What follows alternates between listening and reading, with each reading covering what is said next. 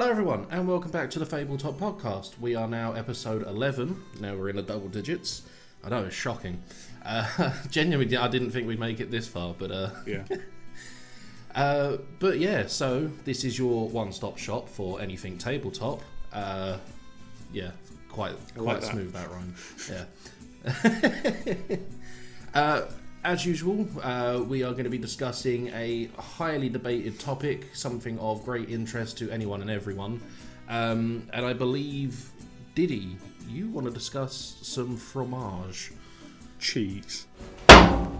Cheese. So we've had brief discussions on this. We both wanted to get some research in. Do you want to start with your... I can't think of any more words for cheese. Hack.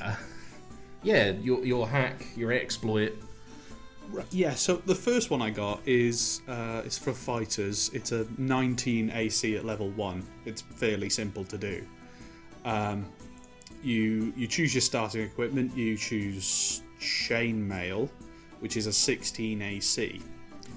Then I'm pretty sure in your starting equipment you can choose to get a shield. That's a +2, already bringing your AC to 18.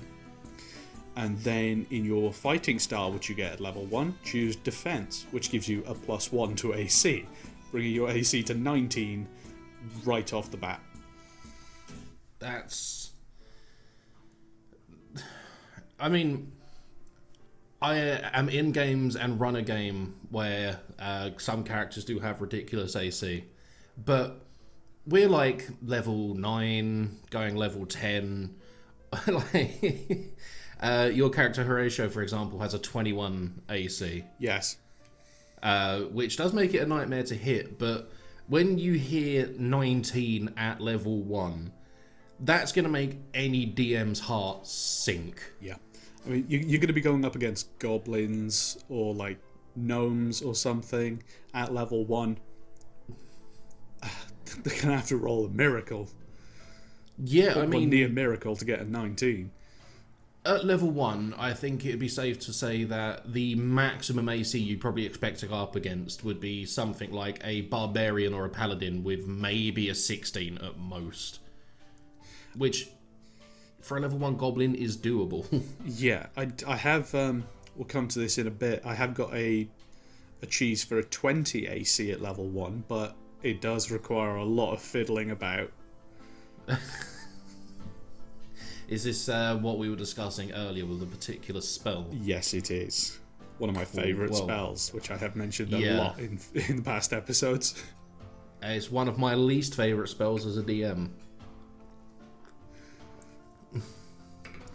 I'm just waiting for Diego to die or the campaign to end, and then I'm gonna roll a bard with this and put it in place. Yeah. And then see how you like it when the shoe's on the other foot. But yeah, so staying on the AC thing, I did find an article online on Quora.com. Quora? I don't know how you pronounce it. I'm assuming it's like corn. You just don't pronounce the U. Yeah. And it talks about how you can get a 27 AC at level 1. It's temporary though. It's 10 minutes. Temporary. Yeah. So okay. It's not the permanence, but I'm going to read this quote for quote, and just for fair play, I'll leave a link in the description below. So it reads, and I quote: "You can conceivably start as a barbarian with a 20 con and a 20 dex. Using a couple of races with the alternative racial adjustment system in Tasha's, this gives you a starting AC of 20. With a shield, you can go up to 22, and with the magic initiate feat, you can either cast shield or shield of faith to give yourself an AC of 24 for 10 minutes. Or you could, for one turn, have the shield spell up for an AC of 27.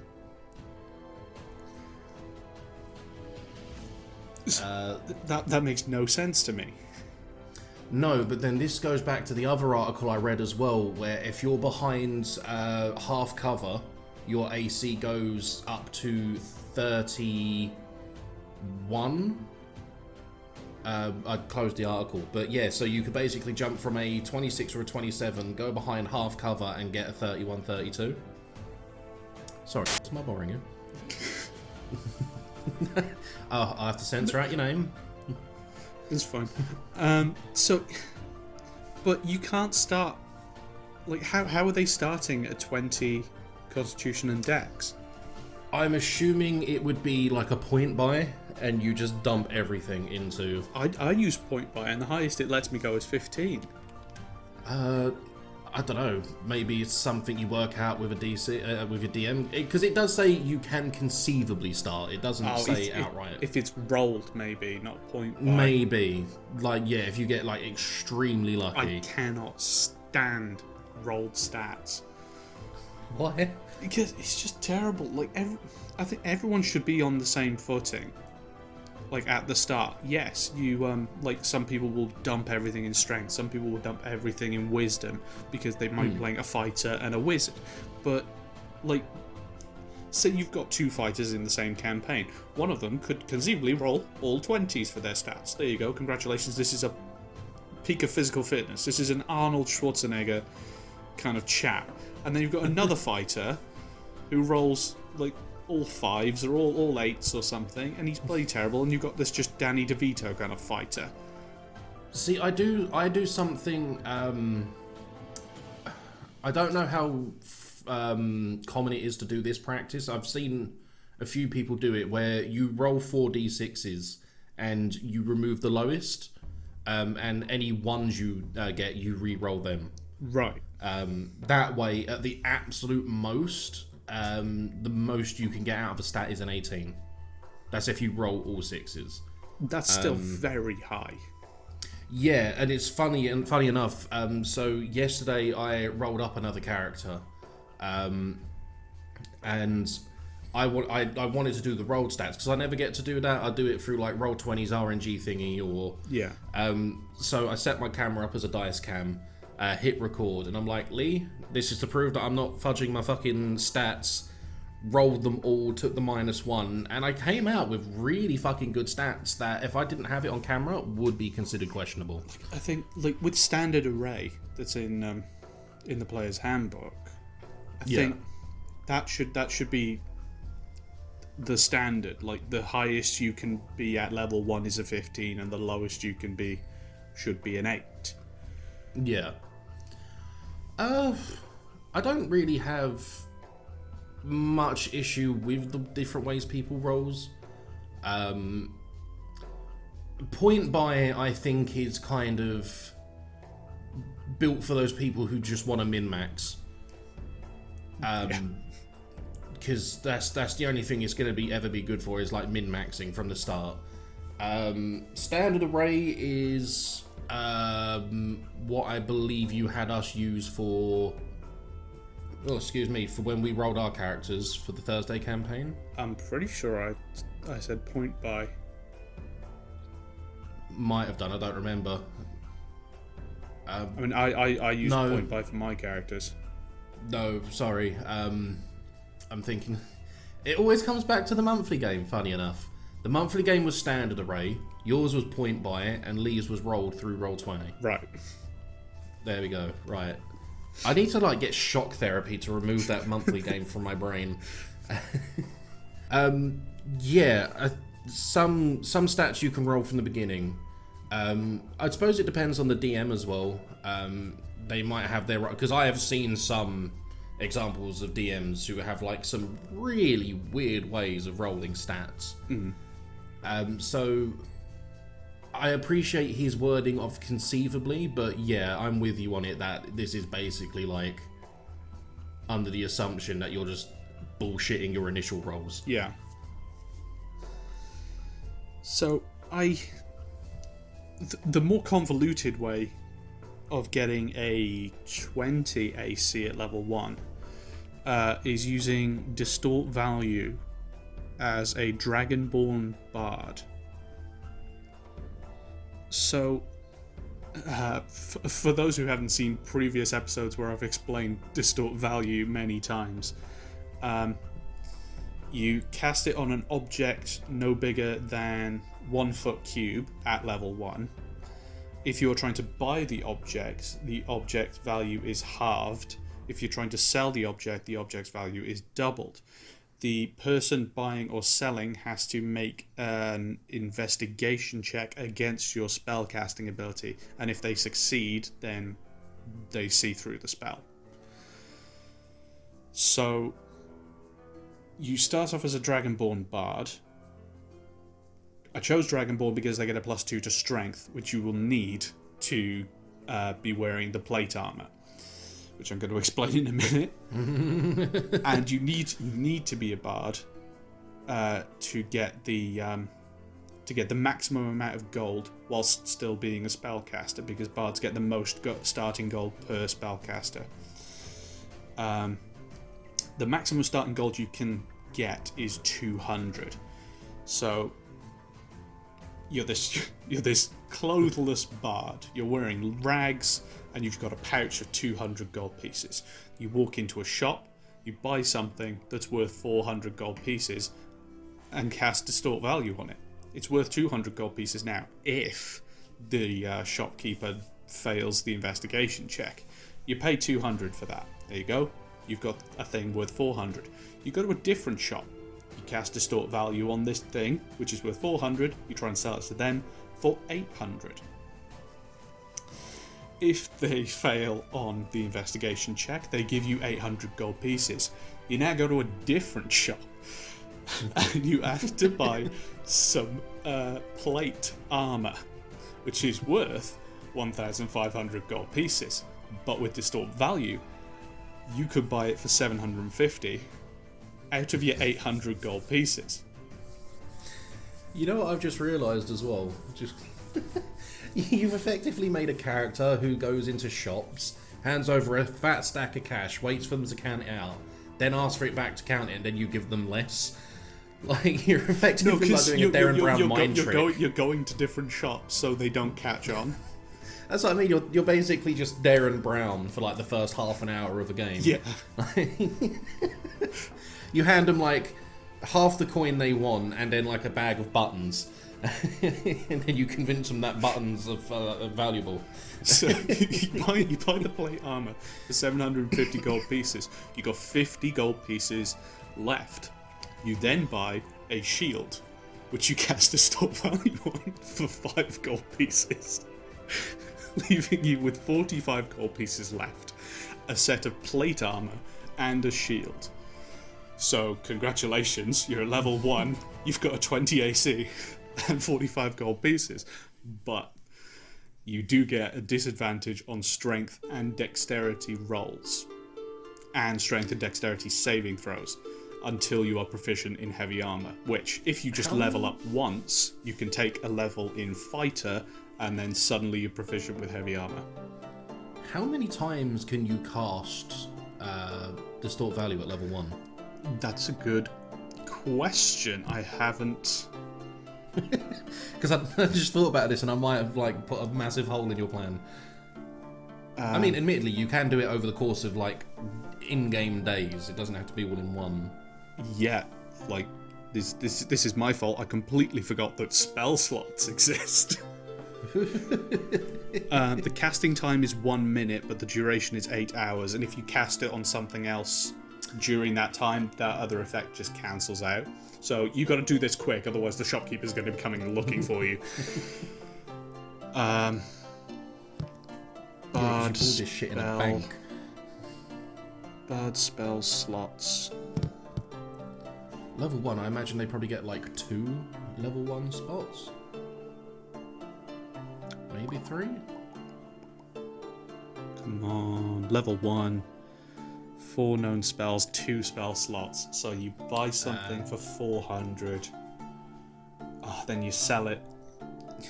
Yeah. You could just bite the bullet and not Distort Value the shield. It's still 10 gold. I mean, you could do this over a period of, because you've got to buy and sell, and then buy. Yeah, it's just buy, sell, buy. So you could do this over a period of 2 days. That's not too sad. I mean, yeah, I just remembered and said it out loud to myself. You pulled this shit in a bank in my game. I did. You distort valued a block of gold bullion. The treasurer of the bank failed his investigation roll and gave you $2 grand? $2 grand. Yeah, because gold bullion by weight is 1,000 gold. And he walks in. He goes, "Oh, I've got this. I wanna cash this in." It's like, "Yep, fair enough." And I was sitting here thinking, how do you make something which has like an actual set value more valuable? And I'm like, oh, they have hallmarks. Like gold and silver are like hallmarked. I've just realised, have I got a filter on? I don't know, have you? It's showing me like a bunch of sparkles like coming up.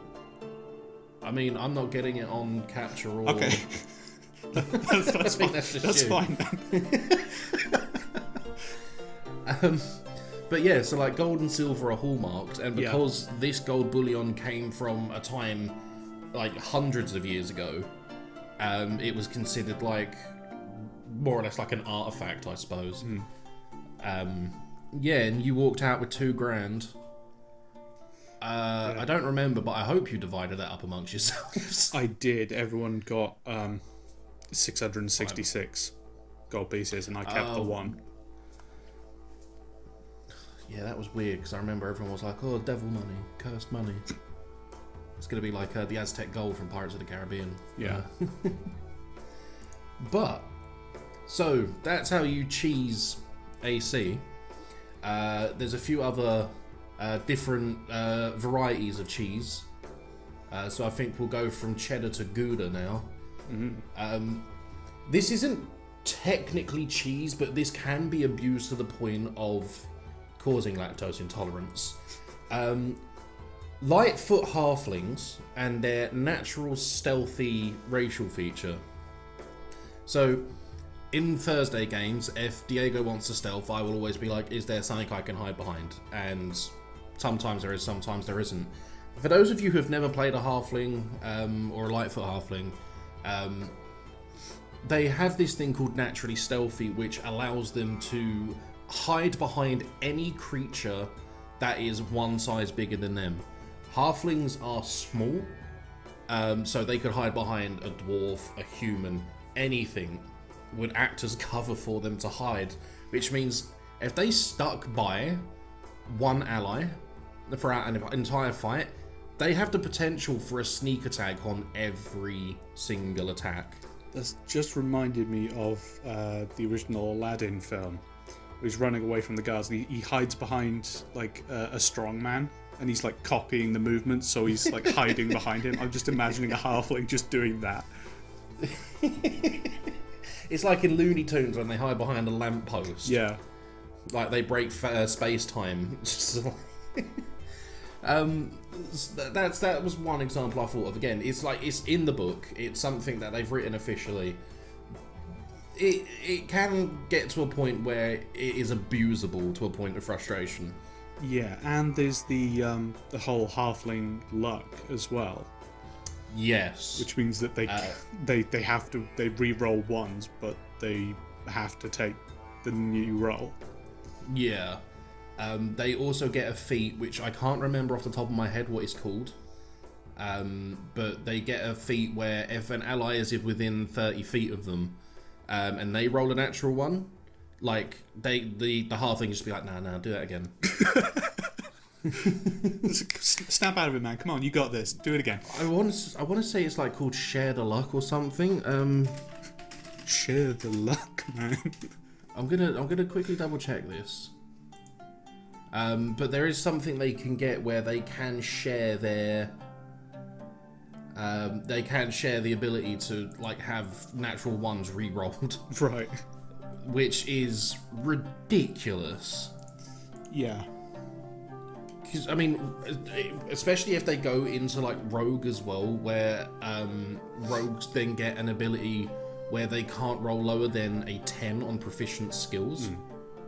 So if you combine that with the lucky feat, or like halfling luck, effectively, assuming that even with, say, expertise at level, I believe level 8 or level 10 is when they get their next expertise, they would essentially never be able to roll lower than a 14 on proficient skills. Right. Which in and of itself is broken. And I know when I was looking through level lists before and I mentioned this to you, your face dropped when I mentioned that in 2 levels time I will be able to do this. Yeah. Should we talk about some of the most ultimate class cheese though? Before we get onto that, there was on like this Thursday just gone, we were playing through Horde of the Dragon Queen, episode 3, and there was one area where it's the book said that they have to succeed on a DC 10 stealth check to get past a bunch of sturges. Yeah. And Enril just cast, what was it? Pass without trace. Pass without trace, which gives you a +10 to stealth rolls. So we just everyone immediately... a +10 to stealth rolls.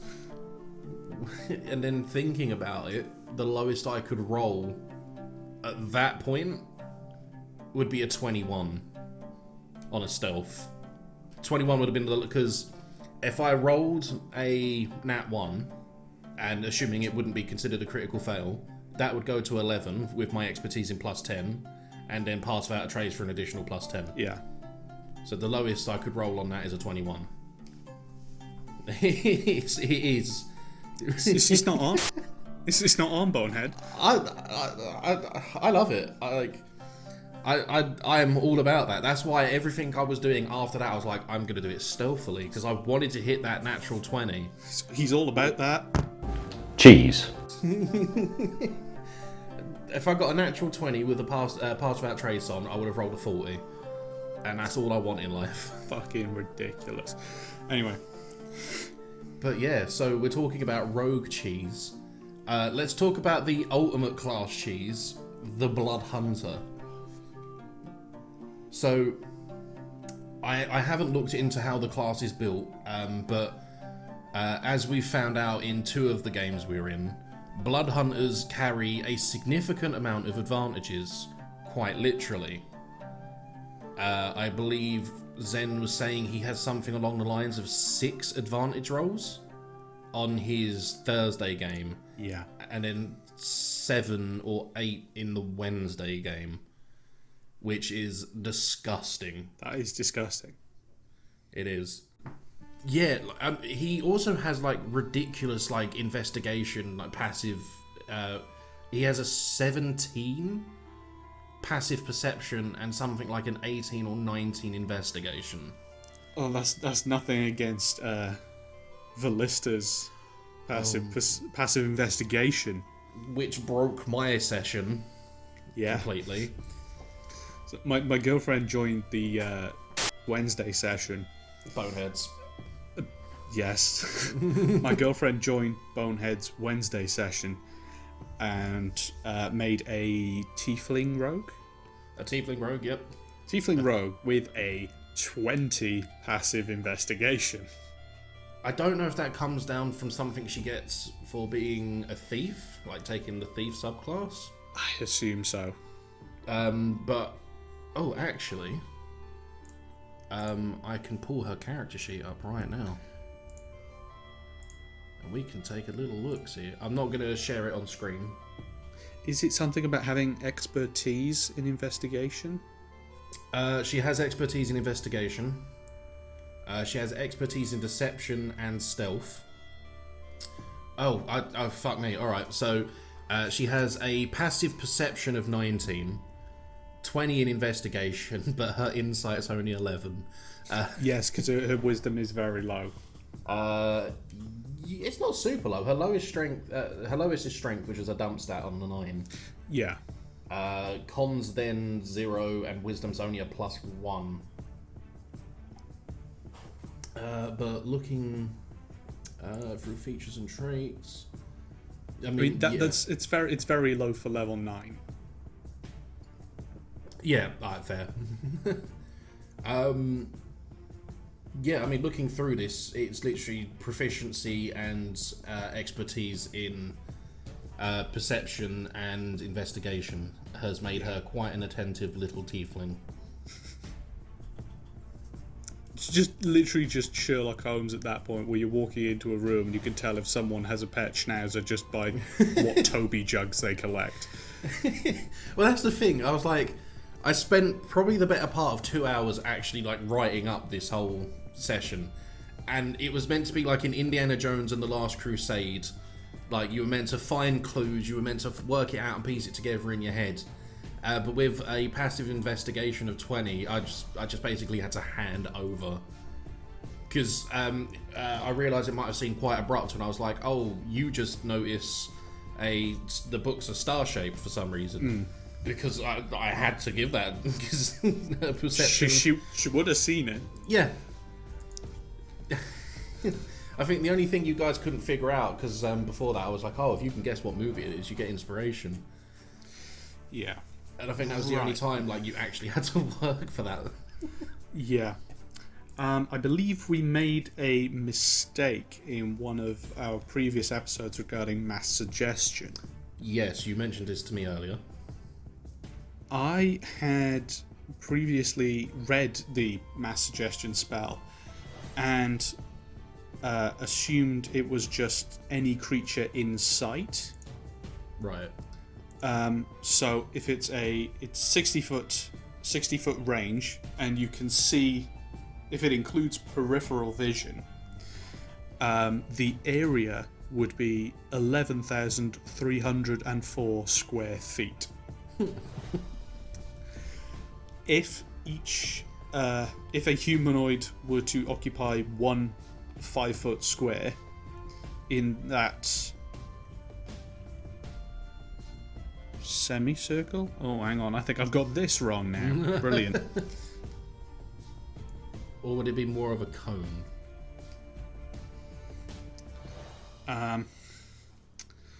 So it's pi times the radius of 60 feet cubed, which gives us 11,000. That's the entire circle. Okay, so I got that wrong for a start. So half that number? Yeah, so we half that number, bringing it to 5,652. Then we divide that by 5 feet to get the amount of people that could occupy a semicircular space, and that would be 1,130.4 people. If it were unlimited, but it is not. No.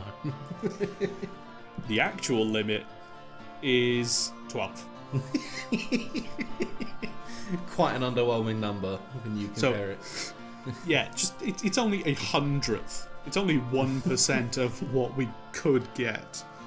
The amount, like within a 60-foot range in a semicircle, you would be able to see 1130.4 people. But you'd only be able to mass suggest 12 of them.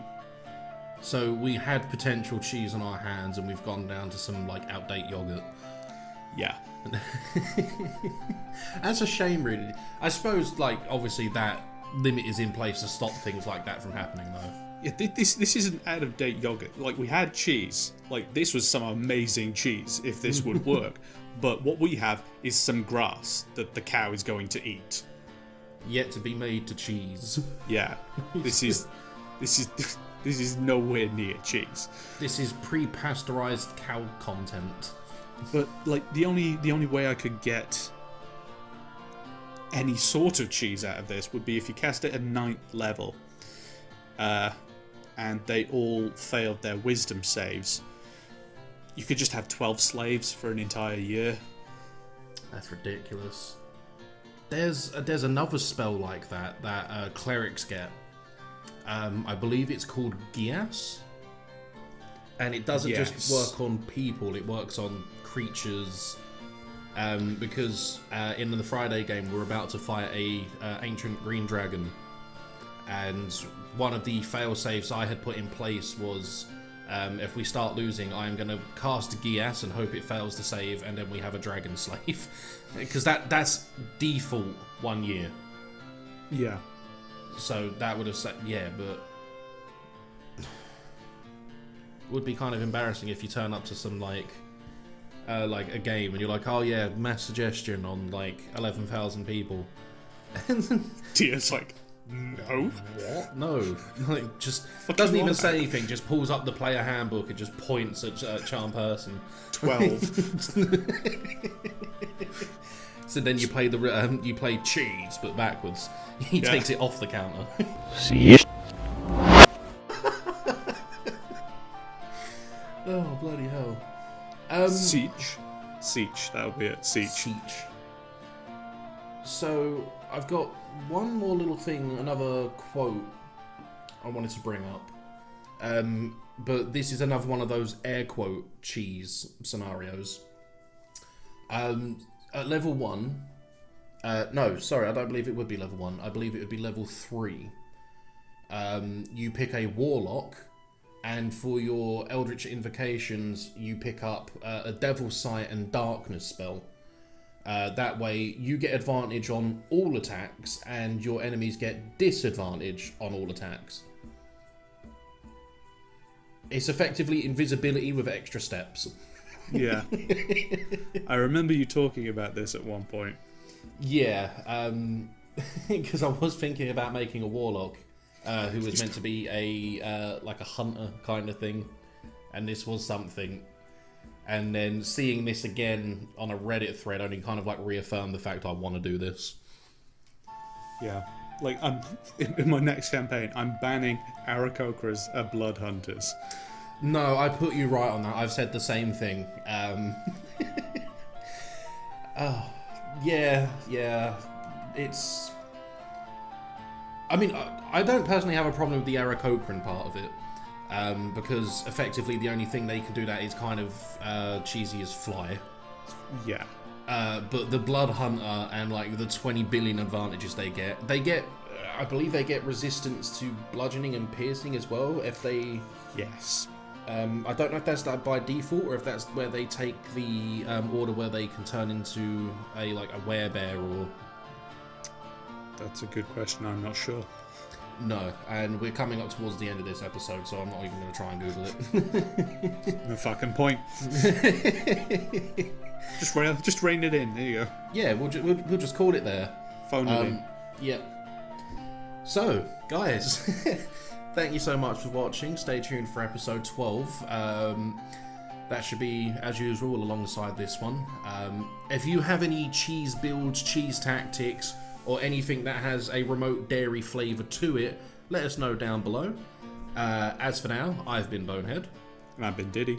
And we will see you in the next episode. Bye-bye!